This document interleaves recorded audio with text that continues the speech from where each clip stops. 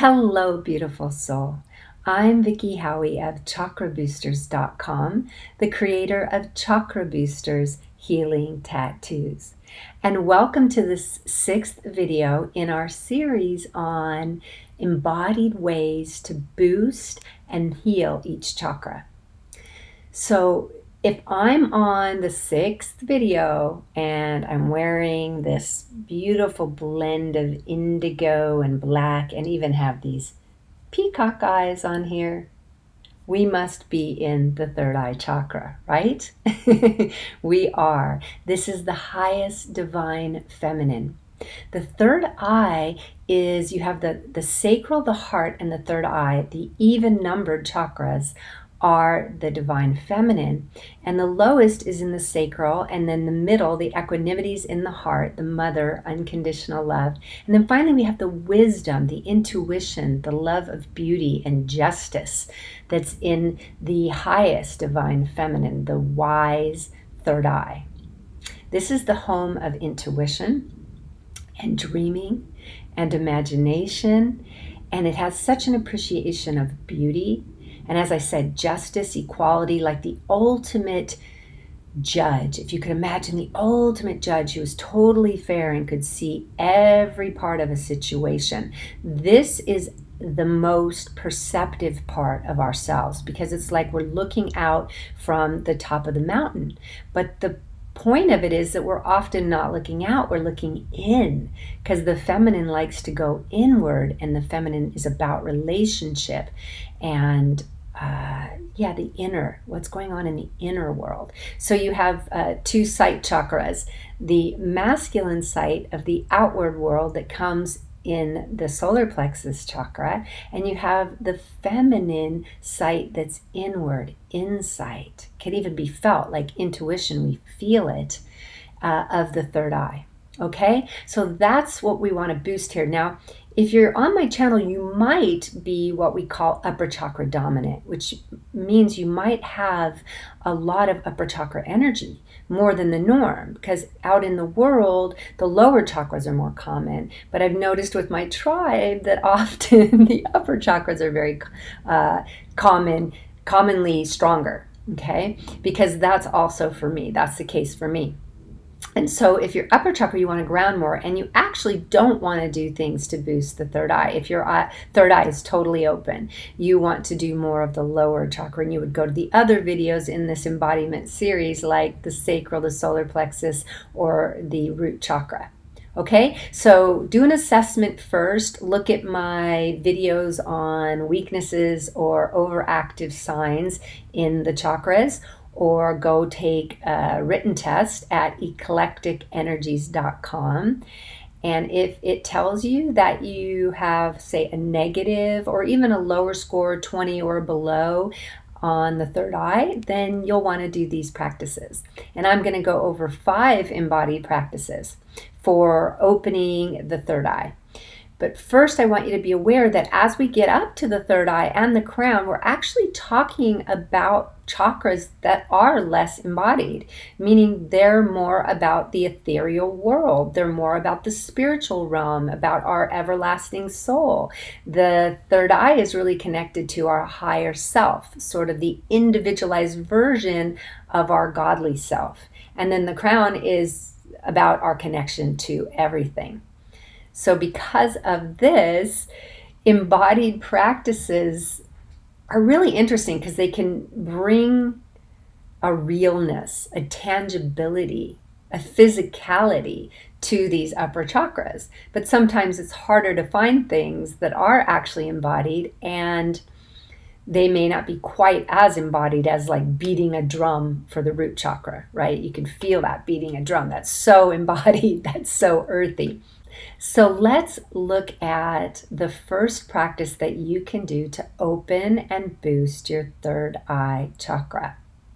Number one is to play with oracle cards. And I even have some nearby here. My favorites are the goddess cards, but there are so many different types of oracle cards. So you go to a New Age store or even a larger regular bookstore and just peruse and feel the decks and look at the pictures and see which one you resonate with. So the third eye is all about intuition and psychic abilities. So you should be able to just feel in it, and it won't necessarily feel spiritual. It'll just feel right. It'll feel like, oh, I want that deck. Or maybe you want a couple. I've got another one here that someone gave me, the Akashic Tarot. Okay, so it's a tarot is an oracle. An oracle is more or less a tarot, or tarot, depending on how you want to say it. But what you want are cards that you can ask questions and get in touch with your intuition, in touch with your higher self. And doing it with oracle cards is a really super playful way. And they're usually quite affordable, especially you can look for them on sale. You can Google on sale oracle cards, and they often are. But you can also make some of your own or do things like oracle cards, which I do one called my dictionary reading technique, which is I ask a question and then I get a very, very, very thick dictionary, like a Webster Collegiate that's about that thick, that has literally hundreds of thousands of definitions and millions of individual words in those definitions. You ask the question and you just completely randomly just open the dictionary and go like that. So that's a lot like oracle cards because you're playing a game. Playfulness is important whenever we're in the feminine chakras. And it's giving you answers to things and letting you check with whether that feels right within, or whether you could see it coming, or it jibes with what you believe on an intuitive level. So number one, I don't want to do two, number one is oracle cards.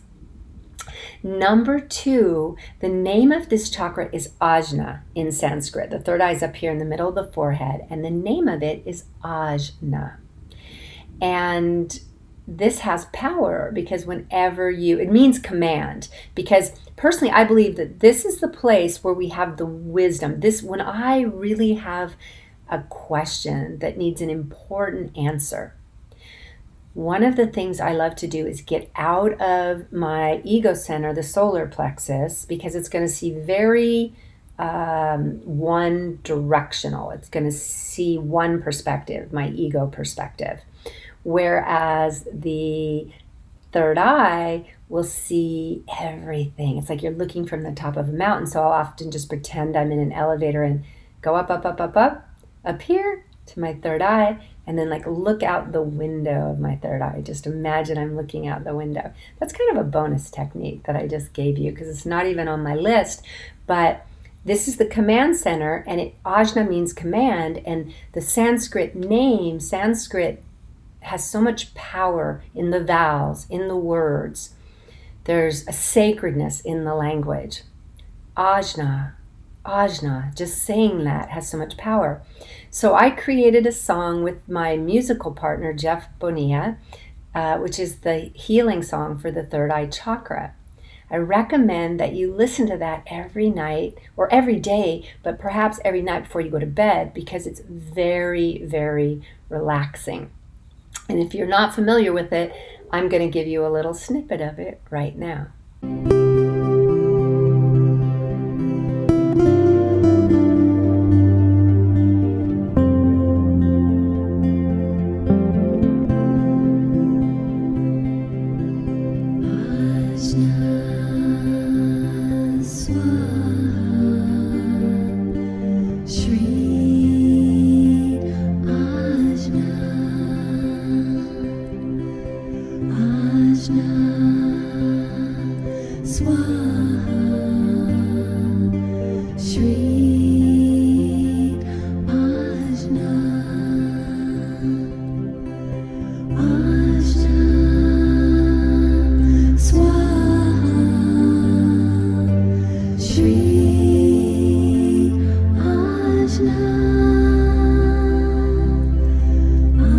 Ozma.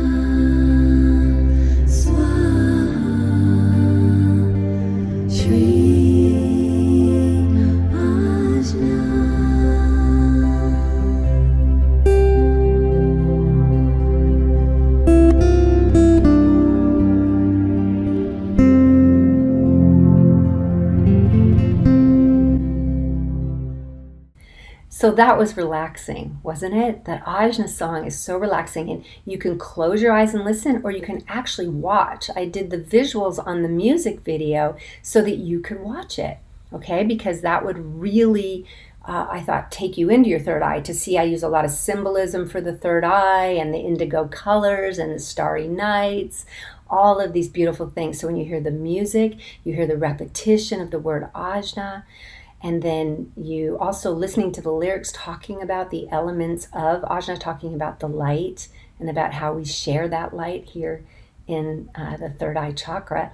All of that takes you into sort of that trance state, and it could help you have more lucid dreams.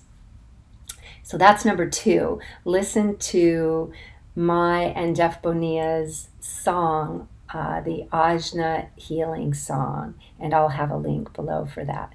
Watch it, listen or watch or do both. And I mentioned dreams, which is great because number 3 is play with your dreams. Keep a dream journal. This is definitely true about night dreams because we really tap into our unconscious when we play with our night dreams.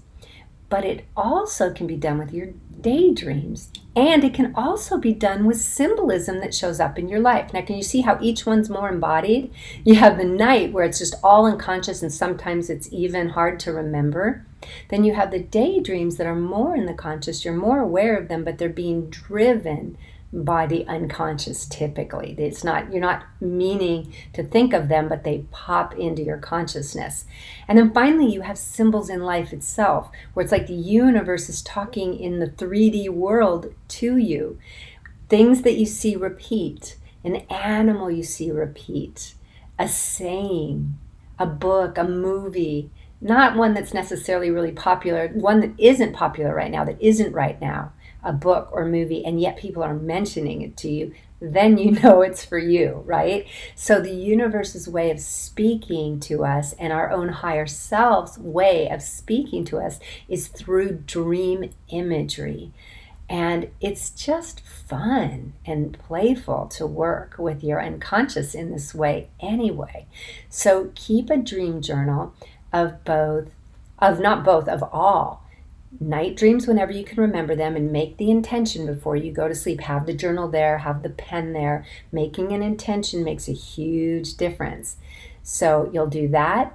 Then you'll also have your daydreams that you'll put in there. So anytime things come up, especially if you have boring activities that you have to do, because the subconscious mind loves to come in and save you from really boring activities or repetitive activities, because repetition and things we're very familiar with, like taking a shower, tells our body that it can zone, our conscious mind actually, that it can zone out, and lets our body and unconscious just start to reveal things.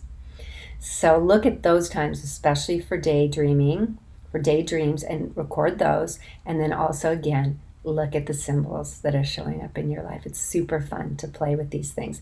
And by the way, animals are great. And there's a set of oracle cards, medicine animal cards, that are phenomenal. I really, really love them. They'd be in my top 3 as well, probably. Okay, so number 4, we're going to work with the seed sound Om. O-M or A-U-M, depending on what spelling you want to use. But it's, if you use the A-U-M, it's It's like it's moving. It's like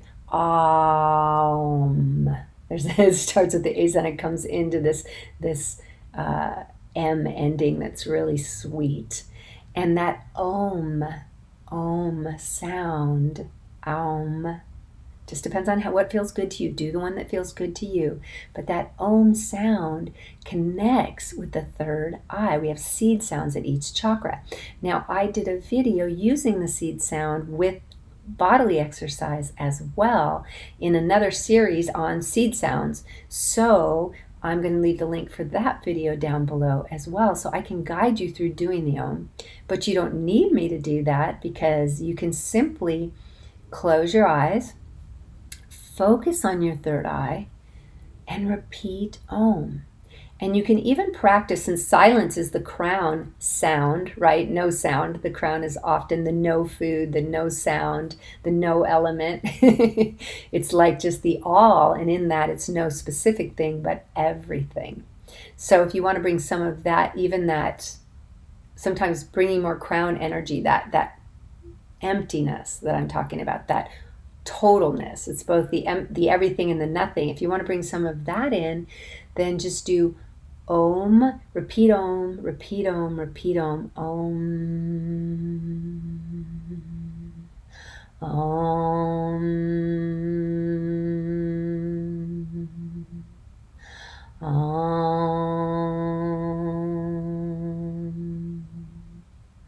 Om. Can you feel how meditative that begins to get? And then stop after you've done it enough, and you'll hear the silence, but you'll also hear the repeating sound of the ohms inside your consciousness, which can be so meditative and really good for opening the third eye. So try that. Let's work with the seed sound Om, and I will have the link down below to work with my video from that series where we work with the mantras, the seed sound of each chakra.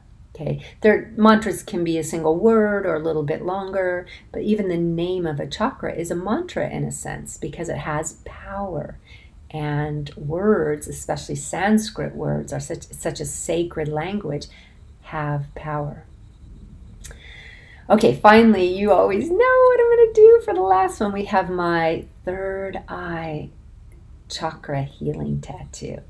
Now, this one is smaller than the others, you might have noticed, because our forehead typically isn't quite big enough to do the entire larger ones that I do, the 3-inch tattoos. So this one's a little smaller to go right here. But I'm glad I'm bringing this up on this video because I don't know if I've ever done a video about this, but this tattoo is usually treated quite differently because, first of all, if you wear it around like this, you will tend to have a lot of people stare. Now, obviously, you wouldn't put it on top of your bangs if you have bangs, but what I mean, if it's on your forehead, people just cannot help but stare. And if you work in an office, I'm not sure it's going to go over real well. So what I've learned to do with the third eye is that we wear it without actually having it stick on the skin for good. So you take this shiny film off. This is the film, see it? Comes right off. And you put, I'm going to separate my bangs here. You put it on your forehead with the dot up and the arrow, the triangle arrow down, okay? So it goes like this. I know, pretty attractive, huh? So you put it right there. Boo! Feels cool. So it's very sticky and it will stick. Ideally, when you do it, you're going to wash your forehead really well, get all the oils off your skin, and then you're going to dry really well. That's important too because you don't want to get it wet at all. Then you stick the sticky side on your forehead. And because of the work of Dr. Masaru Emoto, we know that symbols, especially older sacral symbols, words and symbols have power and they affect water at the structural level, like literally. And we are over half water. Depending on our age, we're usually 55 to 70% water, with babies having more water in their body. And then as humans, we dry out as we get older. But we always have over half water. So our body's water. So we're affecting the water in our body by taking the symbol, the ancient Sanskrit symbol for this Ajna chakra, and we're placing it right on our skin. Now, normally with the tattoos, we wet the tattoo with a wet washcloth like this, and then it peels off, and voila, the tattoo, like any temporary tattoo, is on my skin. But with this one, in order to avoid wearing it in that way, and also to take advantage of the fact that this is a chakra that gets affected and initiated the most at night when we can dream and when we create melatonin. So it's all about the pineal gland and inner visioning and dreaming. So you want to wear it at night. It's the best time. once in a rare while, I've had clients tell me that this awakens them. So that is a possibility. And I think that might be if somebody is already fairly upper chakra. So it could even awaken you more, or maybe it's actually the opposite. I'm trying to remember. I only heard it from 1 or 2 clients, and it wasn't regular clients. It was people who wrote to me. But for the most part, I get stories of good sleep and more lucid dreaming. So you can actually write down your dreams in the dream journal more. So that's number 5 to use this. And here's what you do. In the morning, you take it off. Comes right off. You can see it's pulling right off my skin because it sticks pretty well. As long as you keep your skin clean, this will probably last for at least 2 weeks of wear, where you'll be able to put it on your forehead. So you'll take it and put it in a Ziploc bag, and then you can reuse it. And you can probably reuse it for about 2 weeks. So this is different than any of the other tattoos. If you want it to be permanent, or of course, it's a temporary tattoo, but if you want it to actually stay for several days on the skin and not to stay on here, then you need to wet it, okay? But this particular tattoo, it's really good if you just wear it at night without wetting it. So there you go, 5 embodied ways to boost and open your third eye chakra, your highest divine feminine chakra, your wisdom, intuition, psychic abilities, love of beauty and justice, your smartest spiritual self, like your wisest self. That felt good. Okay, and I liked wearing my peacock eye of the peacock shirt. So of course, the next video will be the crown, where we'll be doing embodiment exercises and practices for a chakra that truly isn't even really embodied. But we do want our body to have the experience of the bliss and the one consciousness that is the crown. So we'll be going over some practices for that. And I will see you on that video next week. Until then, have a very wise and beautiful and intuitive week. Blessings.